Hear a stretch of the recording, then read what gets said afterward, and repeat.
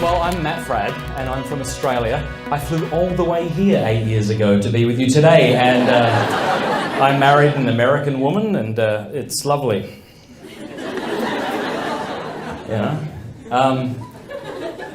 For the last several years, I have travelled the country and different parts of the world speaking about pornography. It's a fun job. My mum's really proud. I think when people are like, so so what does your son do for a living? I think she says something like, he helps people. How? Just helps them.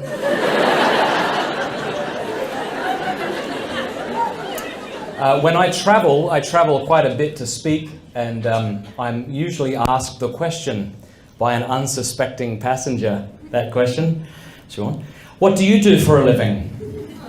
And I feel sorry for them. They're strapped into a seat with no viable escape route. Yeah? And sometimes I'm just tired, so I try and, brush it off. I write about things, do some speaking. What on? Just stuff. What kind of stuff? Porn, okay? Are you happy? Now you got that out of me? Gin and tonic for this. That's what I do. And I get several reactions from folks. I had this one, a number of people just, kind of freak out at that point. And they go, oh, that's... Please don't speak to me. I had one lady, she must have been nervous, because this is what she said. She went, okay, I teach math. So it's sort of similar. No, it's not. It's not similar.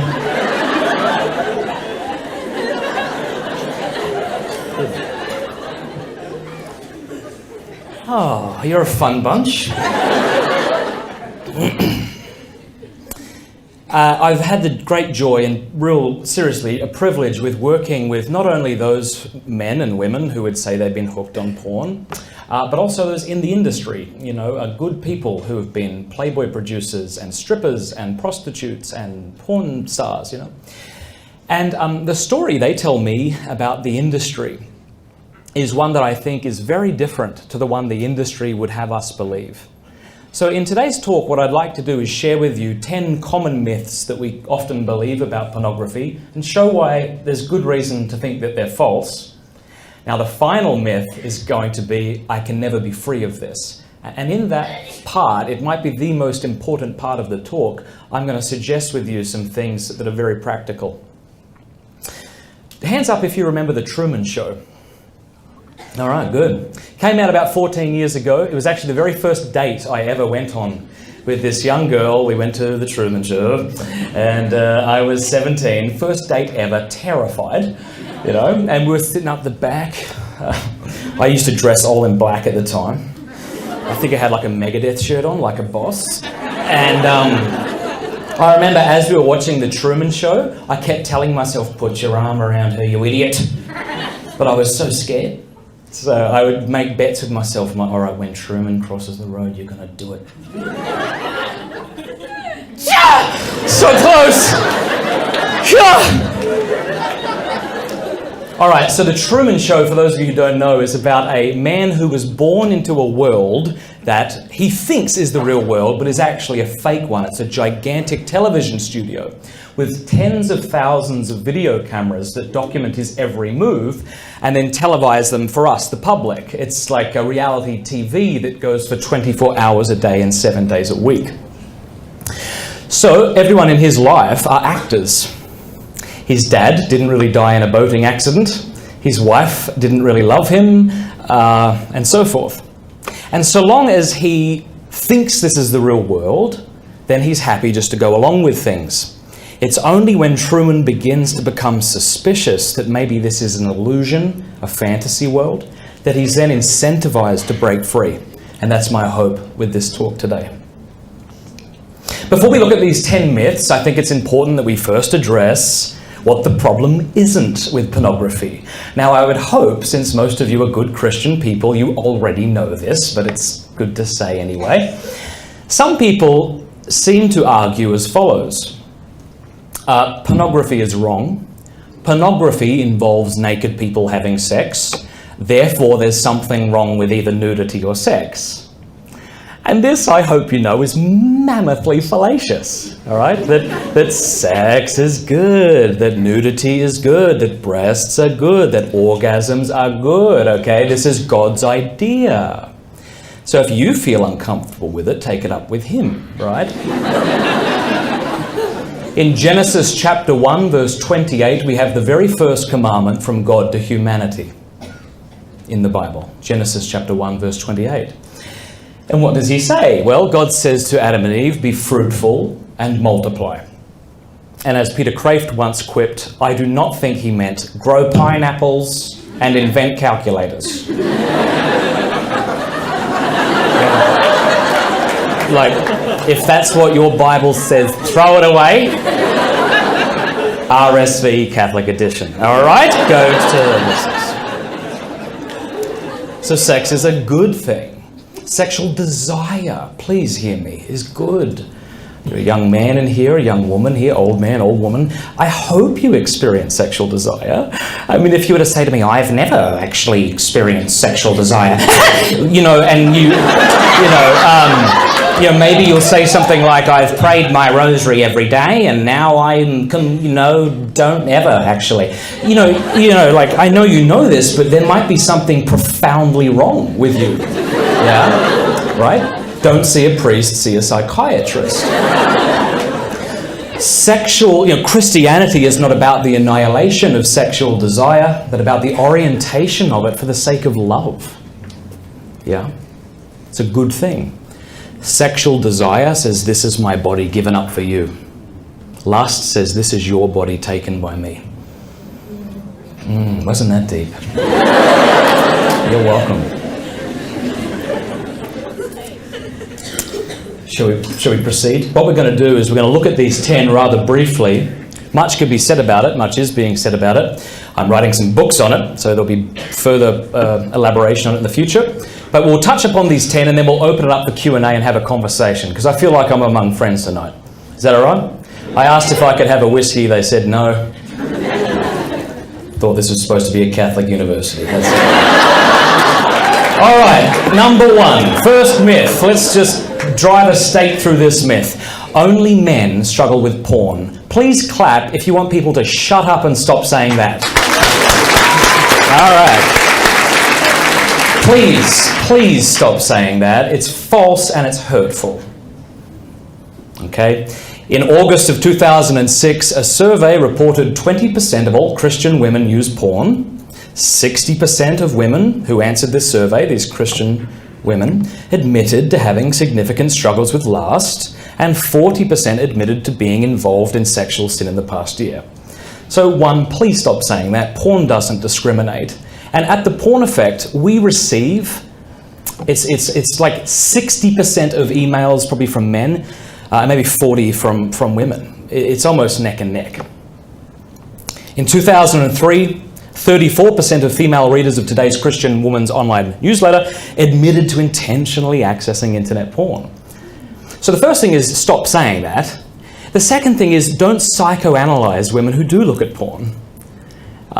Saying to a woman who looks at porn, did you have maybe a bad relationship with your dad, is as insulting as saying to someone with same-sex attraction, that's probably because you didn't have a strong father figure. Who are you to say something like that?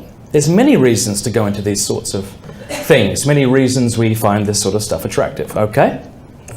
Number 2, if people didn't have porn, they would end up sexually repressed and neurotic. To me, that's like saying, if people weren't obese, they would be anorexic. We need people as fat as physically possible. Now, if someone said that to you, you would say, hello? Like, isn't there a third option? Health? And there is such a thing as sexual health, right? We call it chastity. Now, let's just all be honest. Chastity is a weird word, okay? Chastity! Especially when you say it like that. But You know, when you hear the word chastity, you think of one of three things. Jason Everett, obviously. Number two, right, you think of an uncomfortable belt. You're like, chastity, oh, that's no. Or you might think abstinence, yeah? And as you very well know, I'm sure, there's a very big difference between chastity and abstinence. Abstinence is about what you're not doing. Chastity is about what you are. So if you came up to me after tonight's talk and said, Matt, I'm abstinent, I'd say, well, congratulations, but that doesn't tell me anything about you, really. I mean, not to be too frank about it, but it might just mean that the opportunity hasn't presented itself. I mean, maybe that's why you're abstinent. It doesn't tell me that you're a virtuous person, yeah? But chastity, on the other hand, is a virtue, like courage. Just as courage enables one to be brave in the face of fear, so chastity enables one to love in accord with his dignity, right? Chastity means that you are not controlled by your sexual desire, right? It's beautiful. It's liberating. Number 3. All right, maybe not porn. What about masturbation? Masturbation's good for you, isn't it? And you hear these sorts of things all the time. I've heard people say everything from it reduces the risk of prostate cancer to, you know, cleans up the skin. You know, just eat prunes and use Clearasil, for goodness sake. But when somebody says masturbating is good for you, what they don't mean is the act of masturbation, that there's something in the act of it that is beneficial. You know, it's like, well, you get the heart rate up. Well, you could probably do that another way, you know? When people say masturbation is good for you, they always, almost always, if not always, mean that ejaculation is good for you, if they're talking to men, yeah? But so what? I mean, that's hardly controversial, especially if you're a Christian and you recognize that orgasm and ejaculation is a good thing, it has good side effects. But just because something's a good thing doesn't mean that the ends justify the means. I've never heard somebody say, well, you know, when you ejaculate, that's good. That's why I'm having an affair. That's why I'm renting a hooker, right? Not many people would say things like that because I think many people recognize that these things are immoral. And I would like to say that the same thing's true about masturbation. Listen to what C.S. Lewis has to say about masturbation. Quote, "The real evil of masturbation is that it takes an appetite which, in lawful use, leads the individual out of himself to complete and correct his own personality and that of another, and finally in children and even grandchildren, and turns it back. Sends the man back into the prison of himself, there to keep a harem of imaginary brides. And this harem, once admitted, works against his ever getting out and really uniting with a real woman. For the harem," this is brilliant, this bit, "is always accessible, always subservient, calls for no sacrifices or adjustments, and can be endowed with erotic and psychological attractions which no woman can rival. Among those shadowy brides, he is always adored, always the perfect lover. No demand is made on his unselfishness, no mortification ever imposed on his vanity. In the end, they become merely the medium through which he increasingly adores himself. After all, almost the main work of life is to come out of ourselves, out of the little dark prison we are all born in. Masturbation is to be avoided, as all things are to be avoided which retard this process. The danger is that of coming to love the prison." Number 4, pornography is adult entertainment. Now look, 200 years ago in Great Britain, if you said, "I'm going to a gentleman's club," it was understood that you were going to an upper-class establishment to gossip with people of your class, play parlour games, drink whatever it is that English people drank 200 years ago. Right? But today, if you say, "I'm going to a gentleman's club," it's understood that you're going to a low-lit bar that smells like urinal cakes and hopelessness. You know, there's a big difference, and yet we call this gentleman's club. adult bookstores. You see this defensive advertising. There's a reason that these adult bookstores cover up their windows and offer back entrances, right? It's not because the clientele are misunderstood revolutionaries plotting the demise of a sexually repressed culture. It's far simpler than that, and this is it. It's because what they're doing is bloody wrong. And they know it's wrong, and they'd rather not have you knowing that they're there. I was speaking to a bloke here earlier today. I said, when you go to the airport, there's a reason you've never seen someone buy a porno from the top shelf of an airport thing. That was descriptive. The same thing with these adult bookstores. We cover up the windows, we offer back entrances. It seems to me that actions speak louder than words, even when those words are 5 foot high, neon, and constitute the phrase gentleman's club. Number 5. Well, those in the sex industry, be that porn or prostitution, what have you, are just well-rounded nymphomaniacs. I mean, they like sex, they're just enjoying themselves. Let them go. What's the problem? Well, the problem, I think, is that for the most part, this is absolutely false. I mean, I've worked with several women who have been in the sex industry, who were in the sex industry, and this is just never the case, that they just love this stuff. Listen to this quote from psychotherapist Dr. Mary Ann Layden, who herself is not a Christian. She says, once the pornography actresses are in the industry, they have high rates of substance abuse, typically alcohol and cocaine, depression, borderline personality disorder. The experience I find most common among the performers is that they have to be drunk, high, or disassociated in order to go to work. Their work environment is particularly toxic. The terrible work life of the pornography performer is often followed by an equally terrible home life. They have an increased risk of sexually transmitted diseases, including HIV, domestic violence, and have about 25% chance of making a marriage that lasts as long as 3 years. When I was living in Ireland, or as you say, Ireland, I was in Donegal, and we ran this rosary group once a week, and we had this young lady come to the group. We'll call her June. And those of you who have read my book have read her story. June was a good girl, beautiful girl, but she was a hurt girl. She was a broken girl, There was a lot of issues there. And once she left high school, she went to Great Britain, where she became a stripper. And I got in touch with June over Facebook, and I just said, hey, I hope you're doing really well. Miss you. And she said, I know why you're writing. It's because you've heard I'm a stripper, and if you're here to judge me, then whatever. I'm like seriously not here to judge you. I'm just genuinely interested in you, and I hope that you're well. And we began talking over Facebook. And I said, would you mind if I conducted a written interview with you so that people can know what it's like to do the sort of work you do? Now, keep in mind, this isn't a young woman who left stripping, came to Jesus, and was in that sense biased. This was a girl who was going to do her next gig Saturday night. I said to her,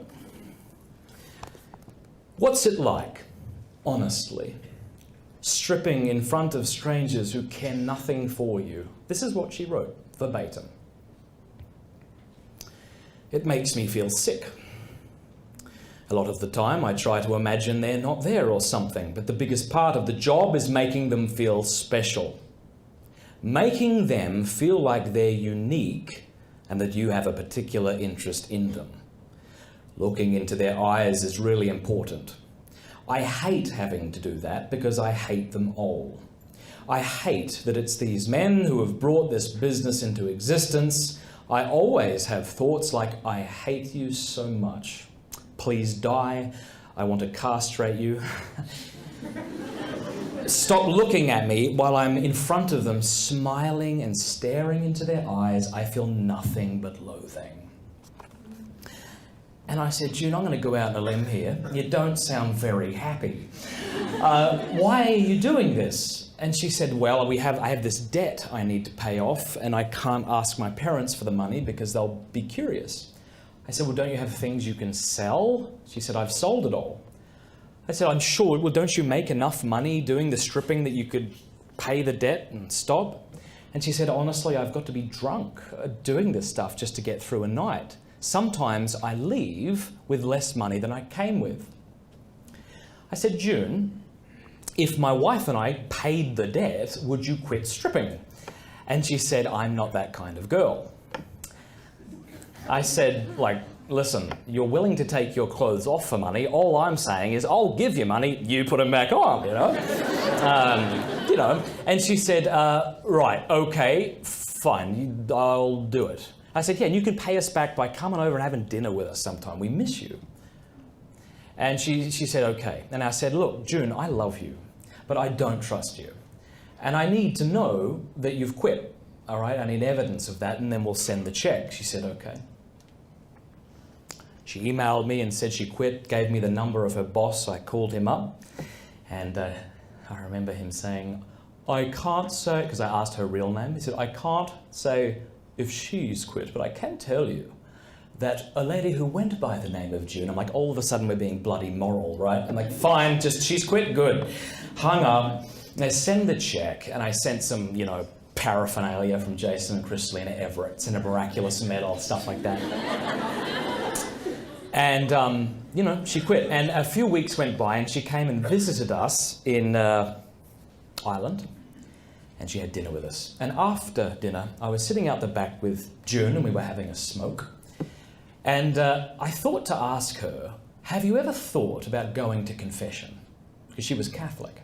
But then I thought the last thing I want to do is preach to her.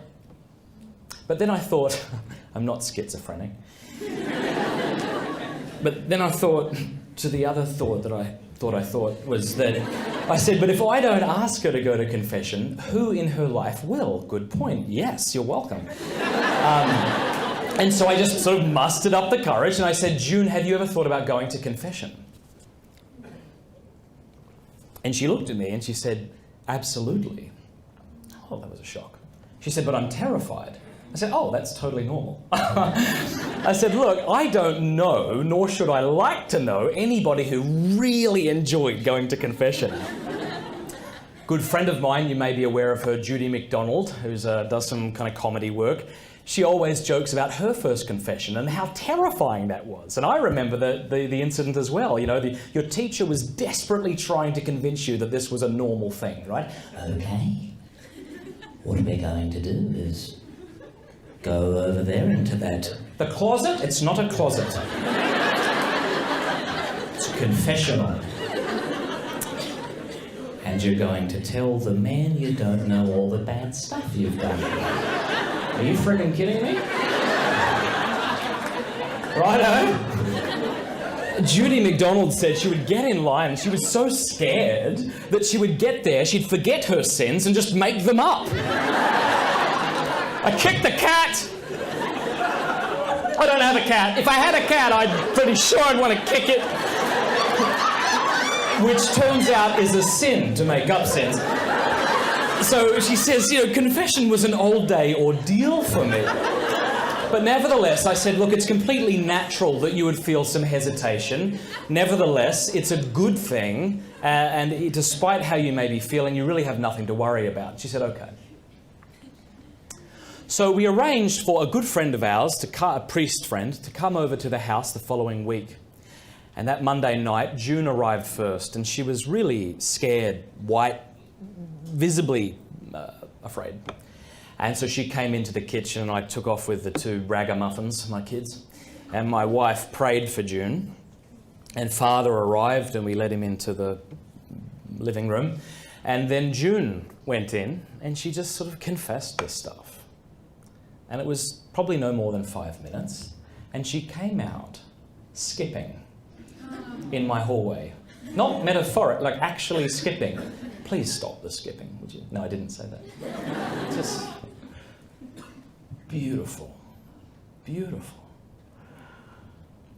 Listen, no matter what you've done, no matter what's happened to you, no matter what you did this morning, Jesus Christ apparently thinks that you were worth the death of his son. You. I know, I don't get it either. And you don't have to believe that. You're perfectly fine. Continue to live as if you're scum, that God can't possibly enjoy you like you. You can continue to live like that if you will. But in doing that, you're not living in accord with reality. So just give up and just submit to reality. He really, really likes you. You know? Porn does not liberate women. Listen to this. In 2007, researchers analysed the top-selling pornographic DVDs. In this study, they viewed 304 sex scenes. In those scenes, this is what they found. 3,376 acts of verbal or physical aggression. That's an act of aggression every minute and a half, by the way. About 88% of scenes, 88% of scenes contained at least one act of physical aggression, such as slapping, gagging. You know this if you're looking at porn. Verbal aggression was present in about 48.7% of adult videos. Women being called things like bitch and slut, and much, much worse. In 73% of instances, men were the aggressors. When women were the aggressors, they were perpetrating their violence on almost always women. In 95% of the scenes, the person receiving the aggression reacted neutrally or as if they were enjoying it. Now keep in mind that this is from the top-selling pornographic content. I'm not saying this is like fringe stuff. This stuff is how pornographers make their money. So to say, well, they're just well-rounded nymphomaniacs, liberates women, are you kidding me? But let's play devil's advocate for a moment. You might say, well, what about dear Bella Knox at Duke University, who says she enjoys being punched in the face and choked, and apparently. Well, let's take her at her word, shall we? And let's assume she's had a perfect childhood. Good father, good mother. She loves it. Does that make it okay? Does being cool with being degraded make being degraded any more cool? I don't think it does. Sometimes this porn breeds this mentality. You'll hear people say, it's not like I'm raping anybody. Oh, well. Like when you die and face Christ, he's not going to say, did you rape anyone? You know? No. Well done, my good and faithful servant. You know, he's going to ask you what you did do, yeah? Right. Okay.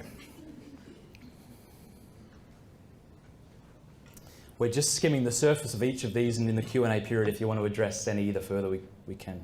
Number 6, porn is only fantasy. It doesn't affect my life. Think about the argument behind this.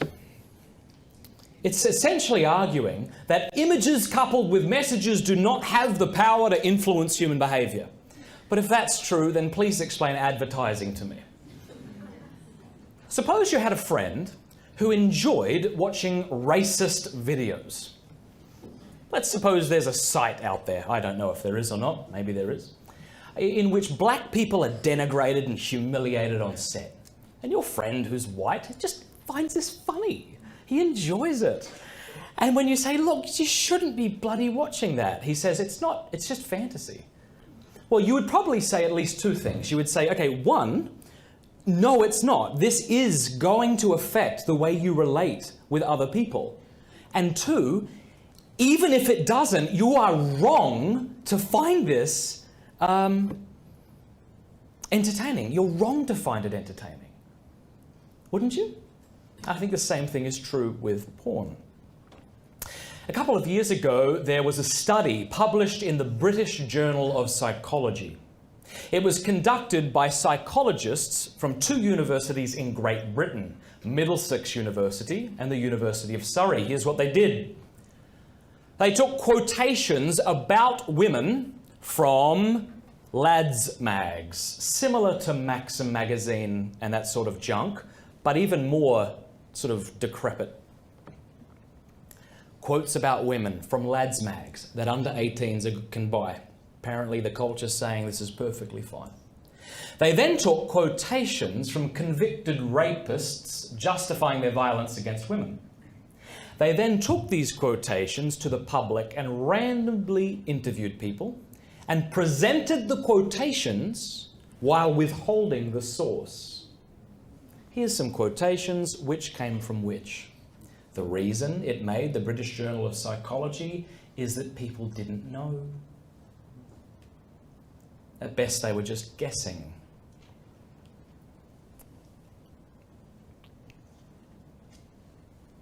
Not only does it affect us emotionally, intellectually, the Catechism of the Catholic Church says it immerses all who are into it into the illusion of a fantasy world, it also is affecting us physiologically.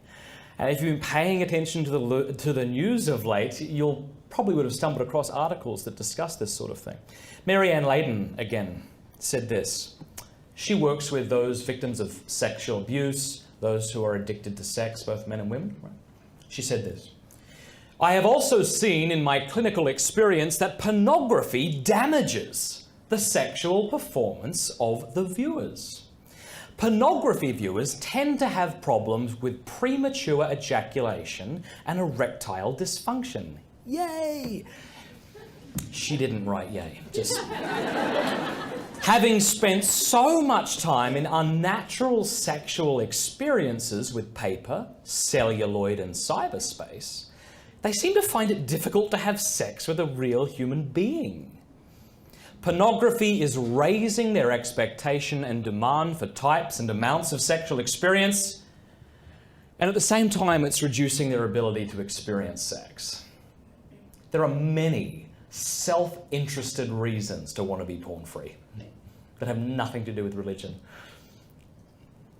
Number 7. No one ever says this, but we all think it. Porn will make me happy. Like, no one's ever said that. Man, this coffee's not very good. I know what'll work. Porn. Look, listen to me, my people.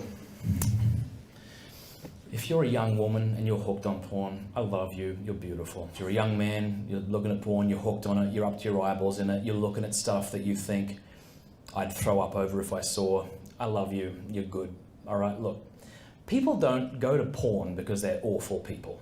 Porn will make people awful, but that's not the reason people go to porn generally. When people go to porn, they're seeking a legitimate good. They're not saying, I'm going to go have a bagel, catch up with Barry, go for a run, come home, objectify women for 3 hours. That, you know, like, we don't think like that. Rather, we're seeking something that we really believe will bless us or help us. And St. Thomas Aquinas talks about this, that we don't seek sin for the sake of sin, except that we're seeking a legitimate good in the wrong way.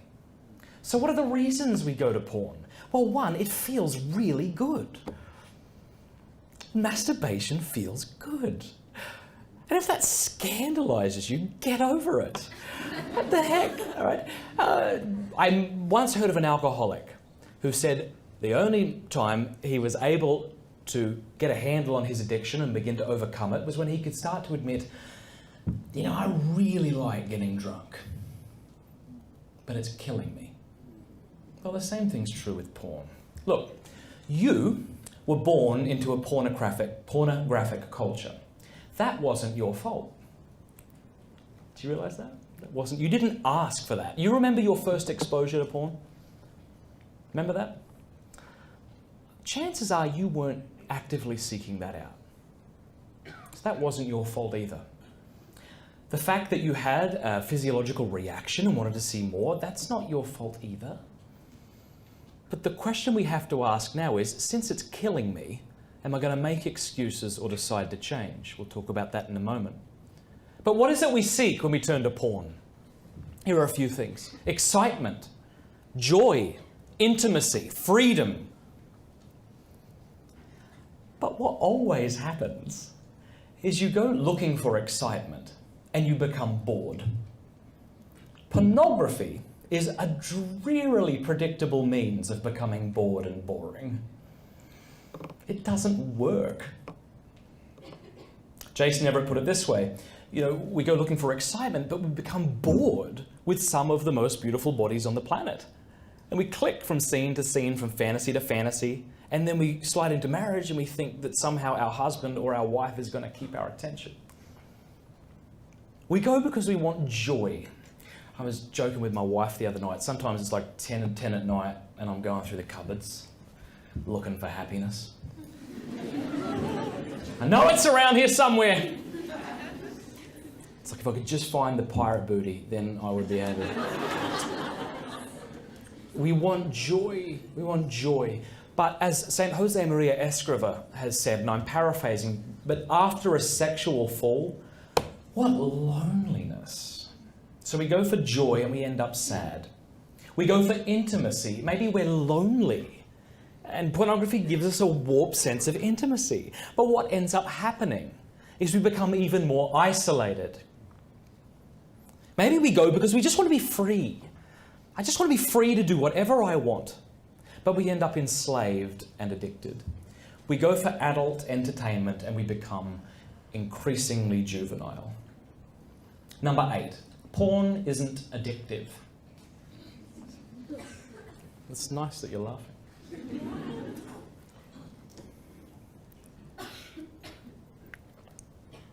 Now the argument usually goes as follows. You can't inject porn, right? We're agreed on that. You can't inhale it unless you set a magazine on fire. Would recommend that. Inhale it, don't do that. Right? It's not a drug. Porn isn't a drug, therefore it can't be an addiction, therefore stop calling it an addiction. You're trivializing real addictions like methamphetamines and alcohol. While it's true that pornography isn't a drug, it's also true that pornography elicits powerful neurotransmitters, aka brain drugs, in the brain, which the brain can and does become addicted to. So the old notion that it can't be a drug because I'm not inhaling it is hopelessly out of date with what we now know through modern neuroscience. Dr. Kevin Skinner is a neurosurgeon in San Antonio, and on my website, theporneffect.com, I interviewed him.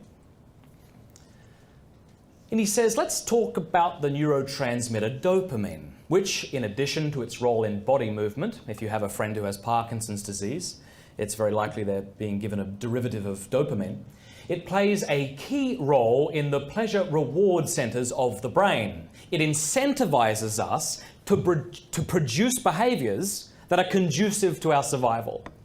Have sex, exercise, even win a game, eat a hamburger.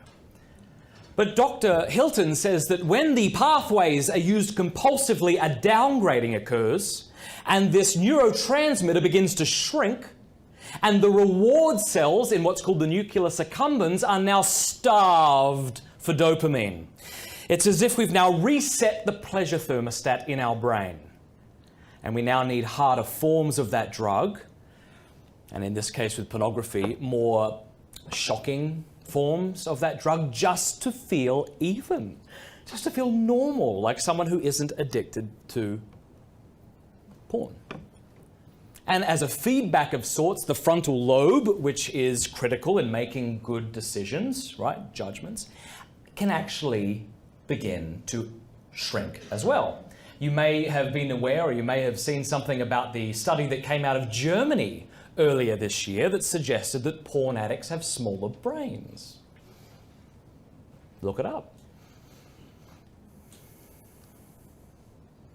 In their book, The Porn Trap, Larry and Wendy Maltz, who are themselves not Christians either, they say it can take around about 18 months for the dopamigenic system to restore itself.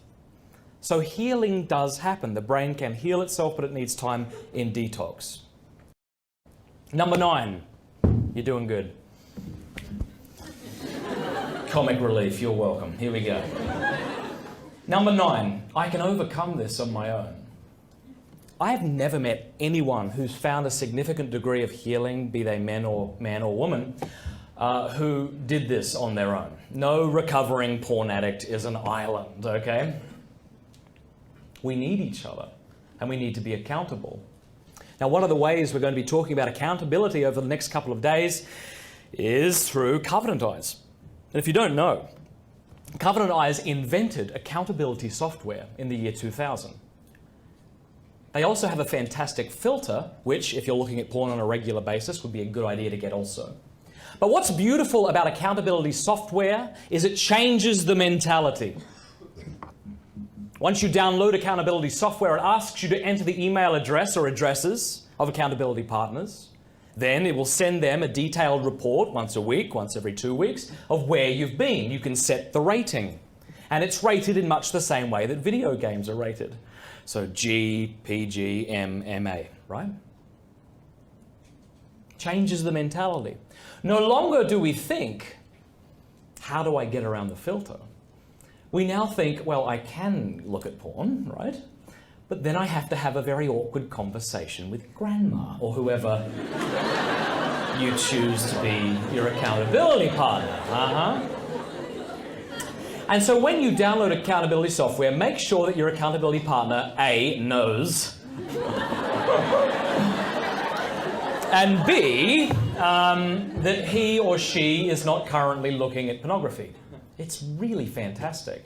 Accountability means allowing another person to remind you of who you are and who you want to be. Because I think most of us, and when I give talks on colleges that are secular or high schools, right, most of us just don't want to be the sorts of people that look at porn. I mean, I've never met a young guy who says something like, when I grow up, I want to be the kind of man who has to creep away from his wife late at night while she's sleeping and the kids to get a fix from my laptop.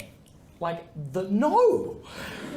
We don't want these things. I've never met a girl who says, when I'm a mother, I need to get really good at clearing my history because I don't want my kids to find the porn that I'm looking at. No, she would just say, I just don't want to be. Simply don't want to be this kind of woman. So having somebody in your life who can remind you of that is a really, really good idea. How frankly can I put it without being offensive? Let me say a few things. I have people call me, people that you would have heard of who are kind of Catholic leaders in America or Catholic speakers. And I had one bloke call me recently and he said, Matt, I'm an idiot. And I said, I know, but why?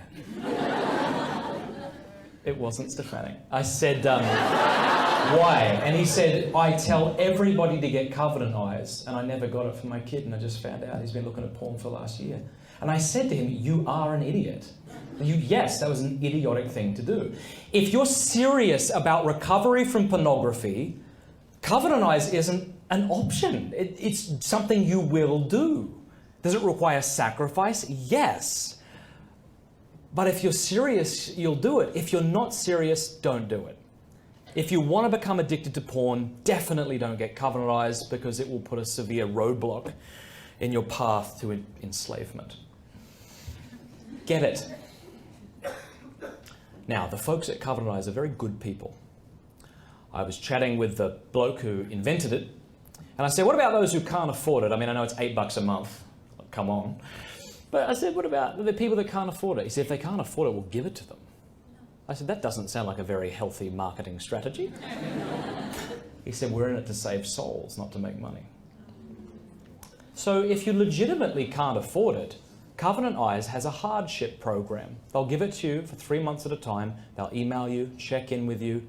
If you can begin to support it, then good. No questions asked. We really don't have an excuse. Over the next couple of days, you'll be learning much more about it. All right, are you ready for probably the most important part of the talk, now that you're tired? Do you want me to tell you a joke?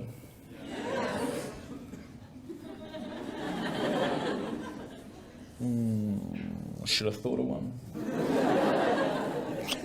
Do you want... All right, I'm going to tell you the most embarrassing thing that ever happened to me on this campus. This is not so much funny as it is just, me trying to be real with you.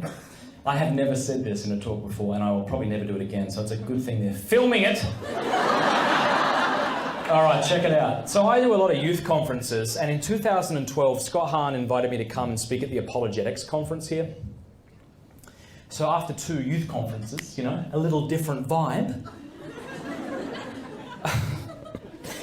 I show up into this room and all of my heroes are there. You know, Janet Smith, Ralph Martin, and Patrick Madrid, Scott Hahn, Kimberly Hahn, other people that obviously weren't that important to me. Now they're all standing in this room with suits. I walk in with bloody ripped jeans and a superhero t-shirt. And I felt like I would have rather been naked. You know what I mean? Sorry. I felt so stupid. And they were all very kind about it. Oh, yeah, I got the youth thing going on.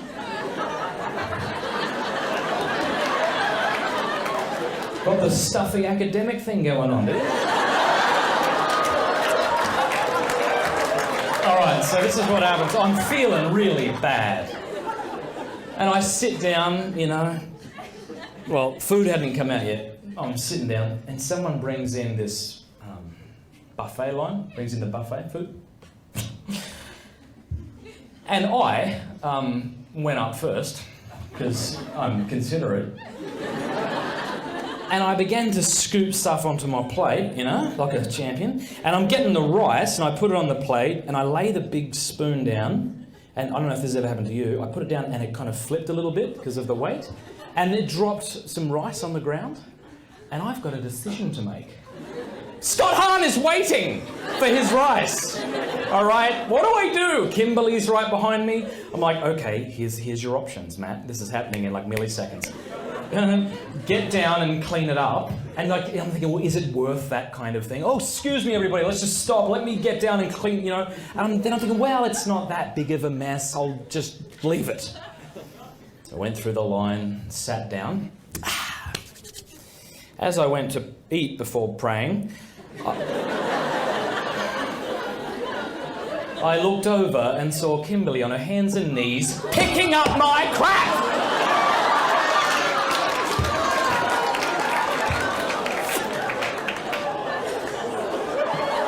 That woman is a saint. Me not so much. Now, at this point, I have another decision to make. Think if you were in my shoes. Let's face it, Birkenstocks.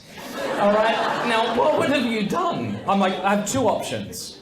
I get up and make a big deal about it, because it wasn't that much, you know, so you go, oh, I'm so sorry, oh, excuse me, do you want me to, can I help, I'm sorry. So, whatever, at the time, like, not doing that. The second option was just let it go. I mean, she's doing that, don't make a big deal about it. So that's the decision I made. I still don't know if it was the right one. That's it.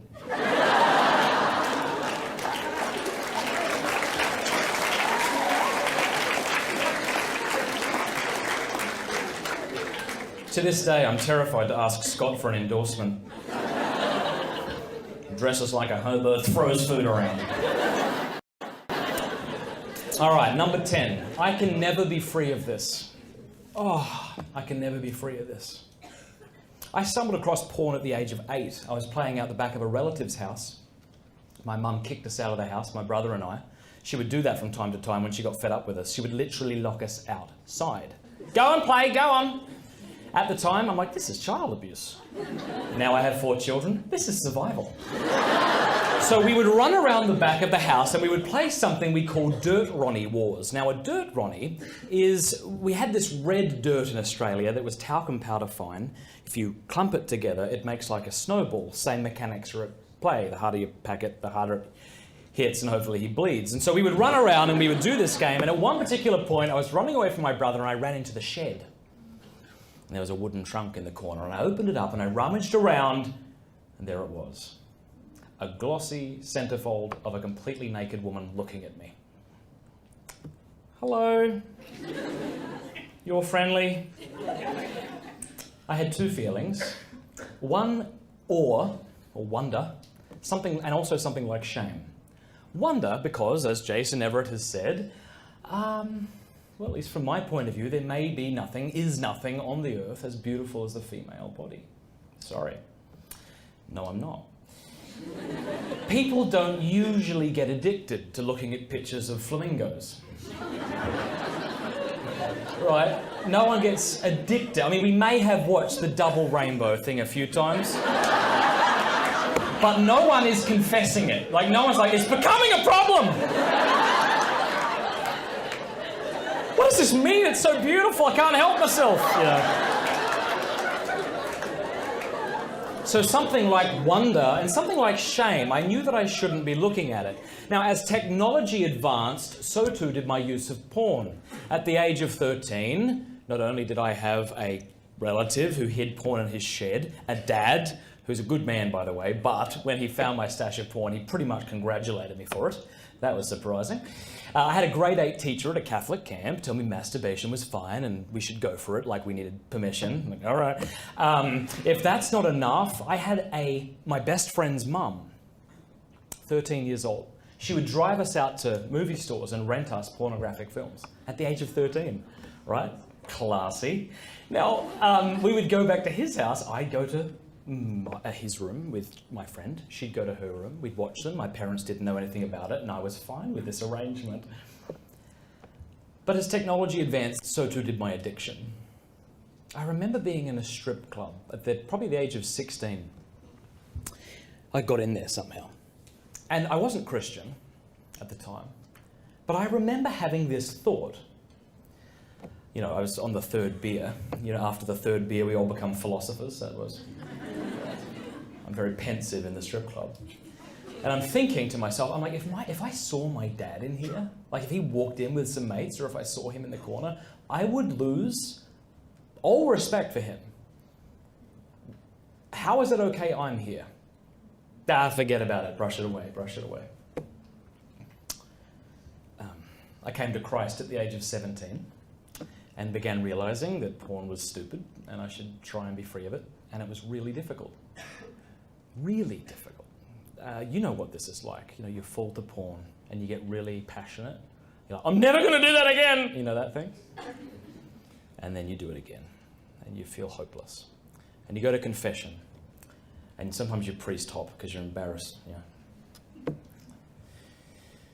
And sometimes they give you bad advice. Sometimes you get only spiritual advice. You know, pray Hail Mary. All right, I'll give that a shot. And it can feel rather disheartening, hopeless. I know exactly how that feels. I know how sick and tired I was of being sick and tired. I carried it into my marriage for a little bit, and then by God's grace over time, I began to find some freedom from it. You know, I haven't done it a long time now.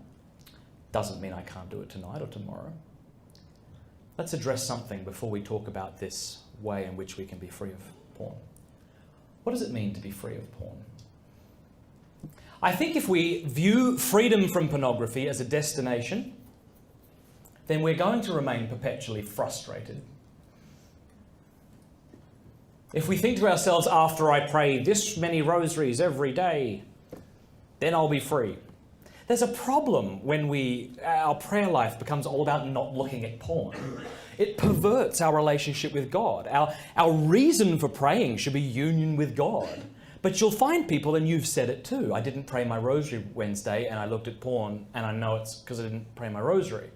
As if we're saying, I didn't pray my rosary, therefore God made me, or if he didn't make me, he allowed me to look at porn. We put all the responsibility on God and none on us. But saying I need to pray so I don't look at porn is sort of analogous to saying I need to tell my wife I love her every day so I don't commit adultery.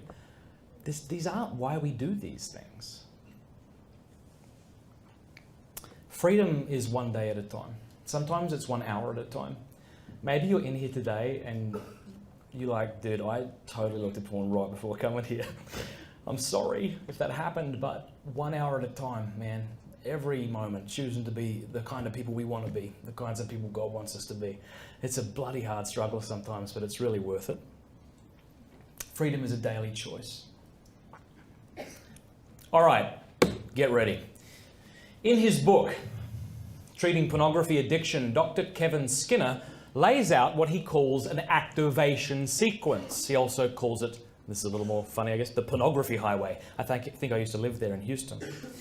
And what he says is this: when somebody falls to pornography, one of two things happen. One, they look at porn, but there was something before that, right? The idea came into their head about porn, and then they looked at it, right? Two things.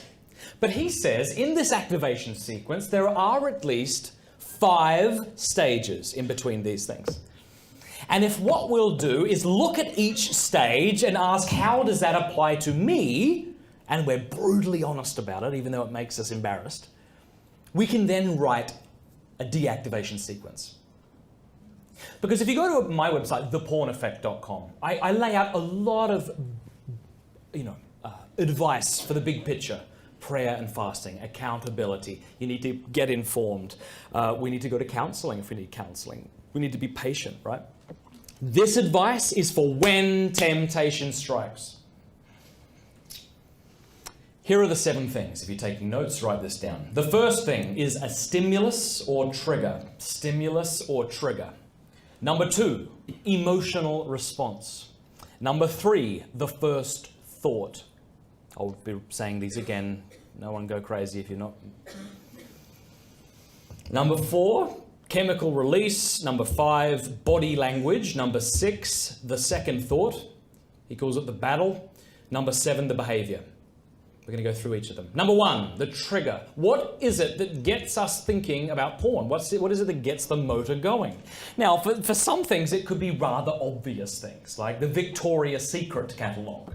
I'm not sure what the secret is, by the way. It seems pretty obvious to me, but never mind, right? It might be seeing a softcore sex scene on television. That might be the trigger. That might be the thing that gets you thinking and gets you down this pornography highway towards porn. But it can be other things that we haven't thought of. Maybe being rejected by a girl or by a boy. Maybe feeling inferior around other men or women. Maybe feeling stressed out. For some people, they are triggered by non-sexual objects. This is how fetishes arise. And usually, these are brought about because when someone was having a sexual experience, there were this particular thing, like a down jacket. I met a guy who was triggered by down jackets, and that's because he experienced sexual abuse in his past and there was a down jacket present in the room. So we need to be really honest with ourselves. What is it that gets me thinking? Here's a fun trigger that no one's articulated. It might be something like this. You might be on Facebook, and that half a centimetre of that girl's head, like comments, or that guy's head, and you just click on it and you start going through their pictures like a stalker. And not funny. And you might be thinking this is harmless. And maybe it is harmless, but maybe it's a trigger. And so when you encounter that, I find the best thing to say is, this is a trigger, to say it out loud. Because what it does is it activates that thinking part of our brain. Number 2, there's the emotional response. We have this emotion of excitement or curiosity. That is coupled with the third step, which is the first thought. We think something. Like, what is it? You tell me. No, not out loud. Think about it. I could look at porn right now. I wonder what would happen if I just typed this girl's name in and click Google Images. What do you think when you have this emotional response to the stimulus? You have to tell me yours. No, you don't. You have to tell you yours. Because that's how you can deactivate it. Number 4 is the chemical release. Your body begins to prepare for climax. And if you're using porn, which most of us do, as an escape behavior, that is, you're bored, you're stressed, you're lonely, you're angry, you're tired, and you turn to it just to sort of escape the mundane, then your body knows just what to do when you're feeling like this, and it begins to prepare. And those chemicals, like we referenced earlier, begin to be released. Now, at this point, number 5, we have body language, obviously, because the chemicals are dumped into the system, and so you might get an erection, you might have tingling in the groin, your eyes might dilate. I had someone tell me that for him, he had just this intense shaking, like shivering, as if it were cold, but he wasn't cold. Sweaty palms. All right. This is all indicative of the chemical release. Here we go. Number 6, the second thought. Listen, you won't look at porn unless you authorize yourself to do it. We all have these ways of authorizing ourselves to look at porn or masturbate or whatever sexual sin it is. But the reason he calls this the battle is because we have competing thoughts. On the plus side, or let's say against the porn, we think things like, I can't look at porn. I've looked at it 100 times in the past, it's never made me happy. Stupid, I'm not going to do it. Or you'll think, my 3-year-old's in the same room as me, this is disgusting, I can't do this. Or you think, God wouldn't want me to do this. So what are those thoughts for you? Right, that yell against it. Then you have pro thoughts. One more time won't hurt. I've done this a million times. I'm not a sexually decrepit rapist yet. One more time's probably not going to do it. Or you'll have something like this. I am past the point of return right now. I know I'm going to fall, so I'm just going to masturbate. Maybe just some softcore porn stuff. I won't get too deep into it. I'll just masturbate and I'll orgasm and I'll feel better. And then I'm going to go repent and just try again. Get it over and done with. What are the ways you authorize your pornography use? Number 7 is the behavior. So whatever thought wins, the behavior ensues. And Dr. Skinner says at this point, once the chemicals have been dumped into the system, almost always the person will fall to pornography. So you can ask yourself the question, if this is a pornography highway, when would be the time to turn around? Well, maybe the trigger, but certainly before the chemical release. All right, let me close on a word of hope. All right? The wounds you have received didn't come overnight. All right, maybe you had something traumatic happen to you, but it was an accumulating effect, right? Freedom from this stuff is not going to come overnight either. See, what happens is we turn to porn because we want a quick fix, right? And then when we're hooked on porn, we want a quick fix. We want a pornified solution to our pornography problem. What's the prayer? What prayer do I have to pray? What's the thing? What's the medal I have to wear? Shh, stop it. It's a daily choice. It's a daily battle. But here's something kind of cool. This is a great opportunity to grow in holiness. Here's why. Struggling with porn is a good thing. We often think that struggle is synonymous with give in to. Someone says to us, I've been struggling with porn, and we think they mean, I've been looking at it. And that is what they mean. But that's not what struggle means, right? Struggle means to violently resist. And if we violently resist against porn, we're going to grow in virtue. So with that definition in play, I hope you won't be offended if I say to you, if you're tempted to look at porn, I hope you're struggling with it. The alternative is just give in. And as we violently resist to be better people, to break free of this stuff, it's not as if the virtue of chastity rises, while the rest of the virtues lay dormant. If you imagine, this is a bar graph, by the way. It's like he's caressing I don't know, right?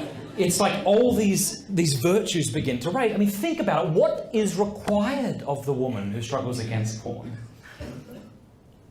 Patience, perseverance, self-mastery, moral courage. She is becoming a more interesting person. Because people who are virtuous are more interesting. The saints are more interesting than sinners. Right? And so to grow in virtue is to grow in sanctity. Therefore, you and I have a gift that Padre Pio didn't, that Thérèse of Lisieux didn't. Did sexual temptation always exist? Yes. But not in this immediate, ubiquitous, anonymous sense as it does today. We have an opportunity. We show people we love them by preferring them to things. What a beautiful honor we have to be able to prefer Christ to this sin. You know, I remember when I was going to confession one time, for the umpteenth million time to confess porn and masturbation. I'm standing there in line. I'm thinking, God's mercy is evaporating on me. It's like he's like going to be the suit Nazi from Seinfeld. No more mercy for you! You know? Go home and look that up, yeah. You know, we stand there and we say to ourselves, would God forgive the biggest sinner? Yes. But what about me, we think to ourselves, who come back week after week with this stuff? And we know in our heads that that can't be true, but in our hearts we fear that it will. But as I was waiting there, I remember, maybe the Holy Spirit brought it to mind, that scene from Matthew's Gospel where Peter approaches Christ and says, how many times should I forgive my brother who sins against me? 7 times? And Jesus says, no, 70 times 7. By which he didn't mean 290? What is it? 490. I said 290. You're welcome.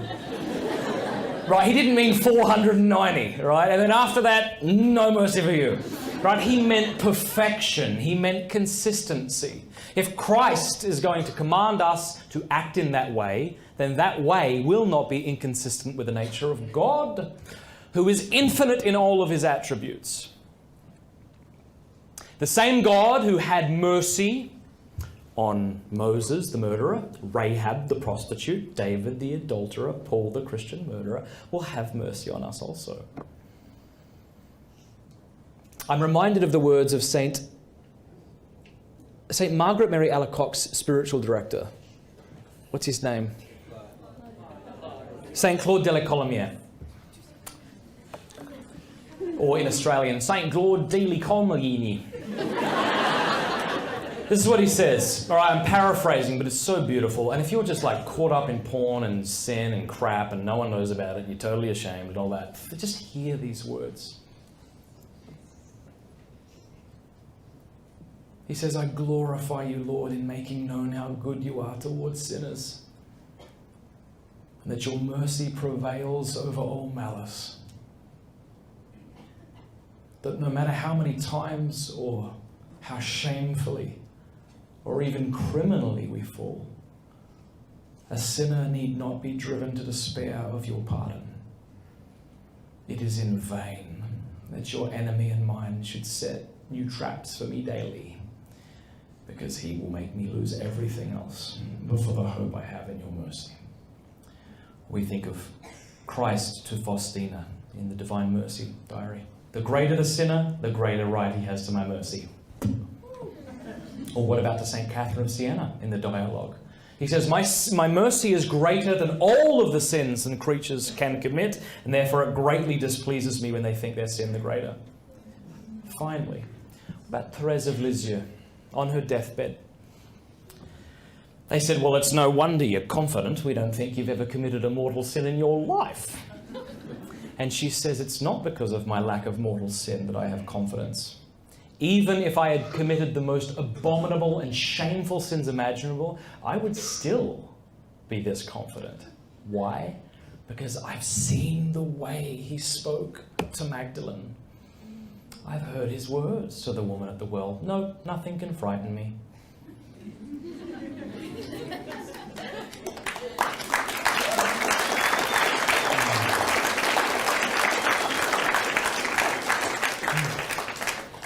She says, I know that all of that sin, I would take it broken and bruised, and it would be like a drop of water flicked into the raging furnace of his mercy.